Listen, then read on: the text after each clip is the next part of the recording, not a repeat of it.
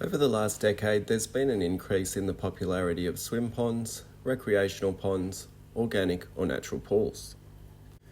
Whatever you call them, they all use natural processes to filter the water and keep it clean and healthy. Rather than using chlorine or other chemicals that prevent life, these types of water bodies encourage life. So of course there's lots of questions around safety and legal requirements.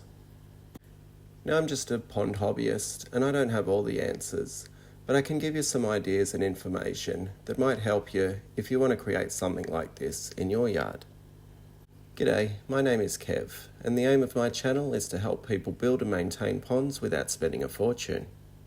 If that sounds like something that interests you, you might like to subscribe and check out my website, Ozponds.com. So I guess we should just start off with what are the legal requirements for a pond like this. The first issue that pops up is the label you put on the pond or pool. If you call it a swimming something, bam, it's going to attract all the same regulations as a swimming pool. I suspect this is why the term recreation pond was coined. The thing is, everywhere in the world, and even within different states or council regions, the rules will change. Certain councils in Australia already have rules in place as to how deep a pond can be, and some states even want to see plans before you're even allowed to build one. What I did was email my local building authority and council before I constructed my ponds.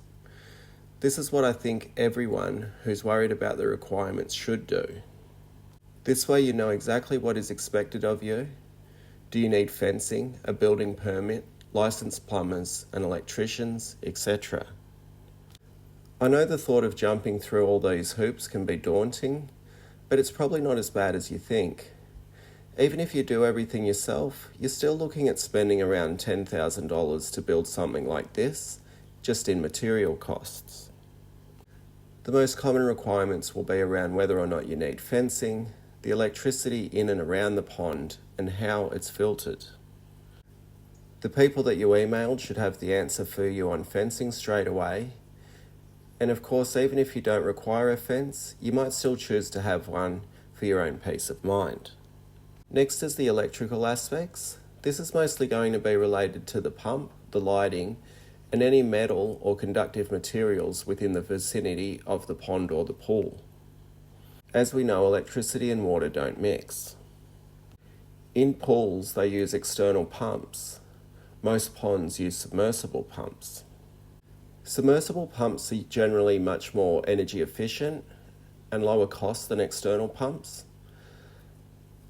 Some areas will say that it's okay to use low volt submersible equipment in swimming zones, and some areas will say no. One thing to note is that it's easy to plumb a submersible pump in a way that it's not actually submersed in the water. Another great option is using air to move and circulate water. An air pump can be positioned a great distance from the pond, and a simple hose can move the air to wherever it's required within the pond. These are quite efficient and remove all electrical risk from the pond vicinity. The only downside is they can't really be used to actually pump water to any real height, so no nice waterfalls. So low voltage submersible pumps and air-powered systems are certainly worth looking into to see if they're a good fit for what you're trying to accomplish. The next requirement a government body might want to know more about is how the water will be filtered. You can't just dig a hole, line it, circulate the water, and hope the water quality is good. I mean, that's kind of what they do in a pool, but they use chlorine to kill all the nasty stuff and the good stuff too. So for a natural pond or pool, you'll want to look into biological filtration. Almost all these systems use some type of bog filter with rock, pebble and plants creating a living filter. The name of the filter will vary: wetland filter, bog filter, vegetable filter, upflow filter, trickle filter. But they're all trying to do pretty much the same thing, and that's promote the growth of beneficial bacteria to maintain good, clean, healthy water. You'll also want to explore mechanical filtration. This is the type of filter that will remove particles from the water. A conventional pool has a skimmer that can capture leaf material. It also usually has something like a sand filter, which can trap the really fine particulates. One of the appeals of a natural pool or pond is that it's low maintenance.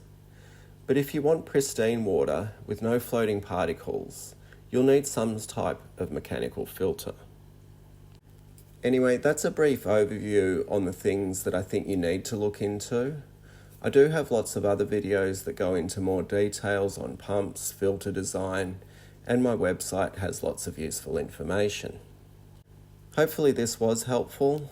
It's hard to make a video like this when the rules are so different and constantly evolving, but I hope it gives you some things that are actionable for your particular situation. Thanks for watching. See ya.